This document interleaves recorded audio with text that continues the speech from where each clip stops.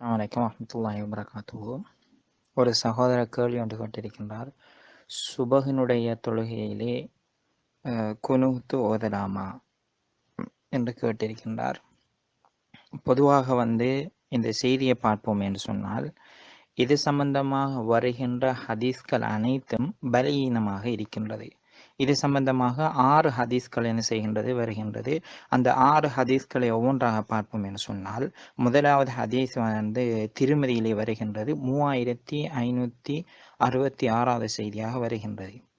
இந்த செய்தியிலே நபி ஸல்லல்லாஹு அலைஹி வஸல்லம் அவர்கள் என்ன செய்வார்கள்? துஆ கேட்பார்கள். தங்களுடைய சுபகு தொழுகையிலே துஆ கேட்பார்கள் அப்படி என்று வருகின்றது. இன்னும் சில அறிவிப்புகளிலே நபி ஸல்லல்லாஹு அலைஹி வஸல்லம் அவர்கள் என்ன செய்வார்கள்? துஆ கேட்பார்கள் அப்படி என்றுதான் வந்திருக்கின்றது. இதனை பற்றி இமாம் முஸ்லிம் ரஹிமஹுல்லா அவர்கள் அவருடைய கிரந்தத்திலே 780வது செய்தியாக சொல்லி காட்டுகின்றார்கள். இரவு தொழுகையின் சஜிதாவிலே நபி ஸல்லல்லாஹு அலைஹி வஸல்லம் அவர்கள் பிரார்த்திப்பார்கள் அப்படி என்று சொல்கின்றார்கள். ஏன் இந்த சொல்கின்றேன் என்று சொன்னால், இந்த இடத்திலே கனத்தன் நபி ஸல்லல்லாஹு அலைஹி வஸல்லம் அப்படி என்று வருகிறது. நபி ஸல்லல்லாஹு அலைஹி வஸல்லம் அவர்கள் குனூத் ஓதினார்கள் அப்படி என்று வருகிறது.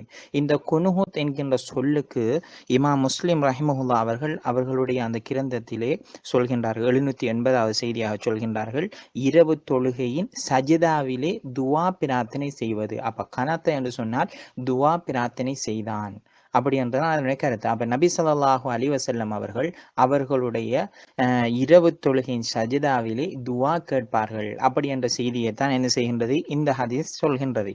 இரண்டாவது செய்தியை பார்ப்போம் என்று சொன்னால், பைஹகியிலே 3265வது செய்தியாக வருகின்றது.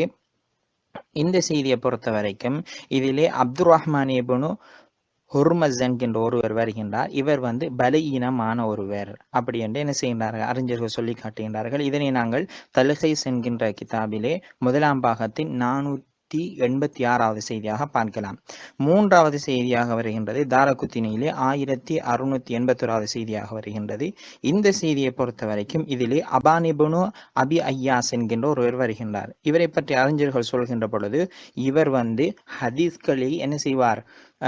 முரணாக அறிவிப்பார். ஹதீஸ்களிலே தில்லுமுள்ளு காட்டக்கூடியவர் அப்படி என்று என்ன செய்கின்றார்கள்? அறிஞர்கள் சொல்லி காட்டுகின்றார்கள்.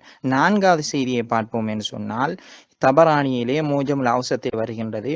7885வது செய்தியாக வருகின்றது. இதிலே சஹல் இப்னு அப்பாஸ் என்கின்ற ஒருவர் வருகின்றார். இவரை பற்றி இமாம் தாரகுத்தினி ரஹிமஹுல்லா அவர்களுடைய இரண்டாம் பாகத்திலே 27வது செய்தியாக சொல்கின்றார்கள். எப்படி என்று சொன்னால், இவர் ஒரு பலகீனமான ஒருவர் அப்படி என்று சொல்லி காட்டுகின்றார்கள். ஐந்தாவது ஹதீஸை பார்ப்போம் என்று சொன்னால், இப்னு மாஜாவிலே 1182வது செய்தியாக வருகின்றது. இந்த செய்தியை பொறுத்த வரைக்கும் இதில் என்ன செய்கின்றது என்று சொன்னால், அறிவிப்பாளர்களுக்கு இடையிலே என்ன செய்கிறது? முரண்பாடு காணப்படுகின்றது.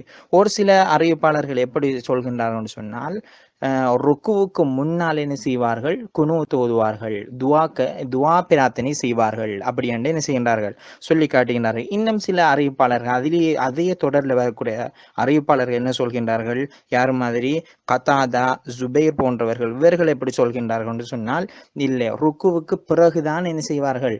நபி ஸல்லல்லாஹு அலைஹி வஸல்லம் அவர்கள் பிரார்த்தனை செய்வார்கள் அப்படி என்று என்ன செய்யறாங்க?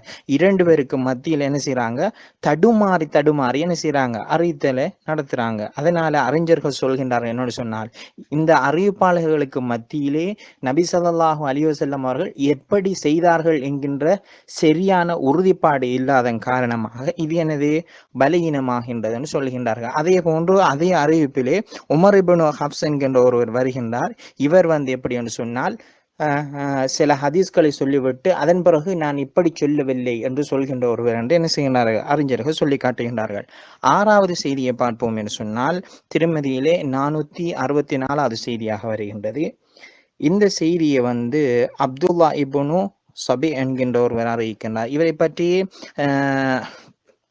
இமாம் அபுதாவுத் சொல்கின்றார்கள், இவர் பலகீனமான ஒருவர் என்று சொல்கின்றார்கள். அதே போன்று ஆஹாத் வல் மசானி என்கின்ற அந்த நூலிலே 415ஆம் பக்கத்திலே பார்க்கலாம், அப்துல்லா இப்னு சபி என்கின்ற ஒருவர் பலகீனமான ஒருவர் என்று என்ன செய்கின்றது? சொல்லப்பட்டிருக்கின்றது. அதே போன்று இவர்கள் குனூத் ஓதுகின்றார்களே ஃபஜ்ருனுடைய தொழுகையிலே, அல்லாஹும்ம இஹ்தினா ஃபீமன் ஹதைத் என்று ஓதுகின்றார்கள்.